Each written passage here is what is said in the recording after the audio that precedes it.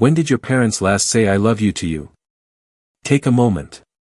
Think about it. If you are struggling to remember, you are not alone. Millions of Indian children grow up in homes full of sacrifice, full of care, full of silent love. But almost never hear those three words. And for years many of us thought it meant our parents did not love us enough. Today brain science is going to tell you something that might change everything. Your parents loved you deeply. They just could not say it. And here is why. It starts with something called emotional vocabulary. Emotional vocabulary is your brain's ability to identify, name, and express what you feel. Just like language vocabulary. Some people have thousands of words. Some people have very few. And emotional vocabulary is learned in childhood. Here is the critical part. Your parents were raised by their parents. Who were raised by their parents.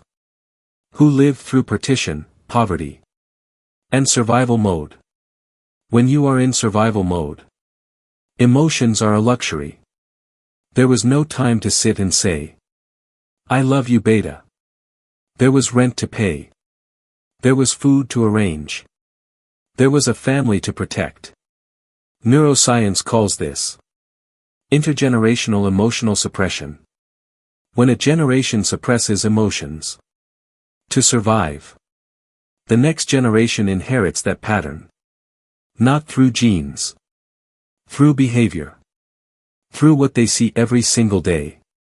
Your grandparents could not say I love you to your parents. So your parents never learned that it was something you say out loud. But here is what they did say. Have you eaten? Wear a jacket, it is cold outside. Let me know when you reach safely. I made your favorite food today. In Indian culture, these are I love you.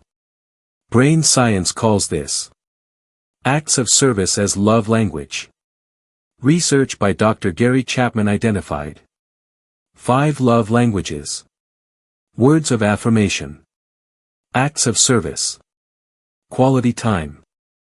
Physical touch. Gifts. Western culture is heavily wired for words of affirmation. I love you. I am proud of you. You are amazing. Indian culture is almost entirely wired for acts of service. Actions speak louder than words. Because actions kept the family alive for generations.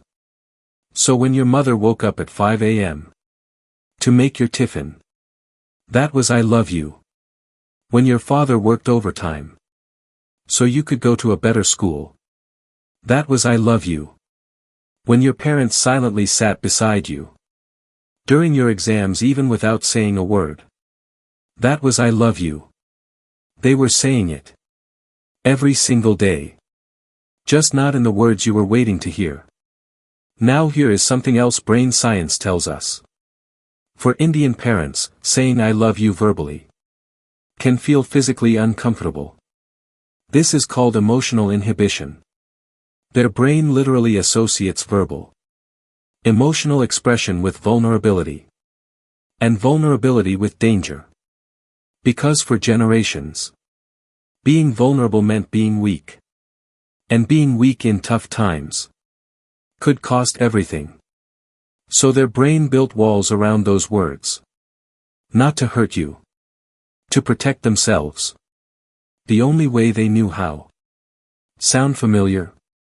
It is the same amygdala protection system we talked about last week. Running in your parents too. Inherited across generations. But here is the beautiful part.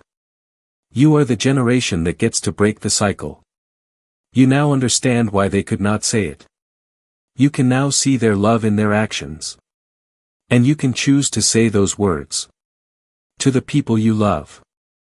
Out loud. Without shame. Without fear.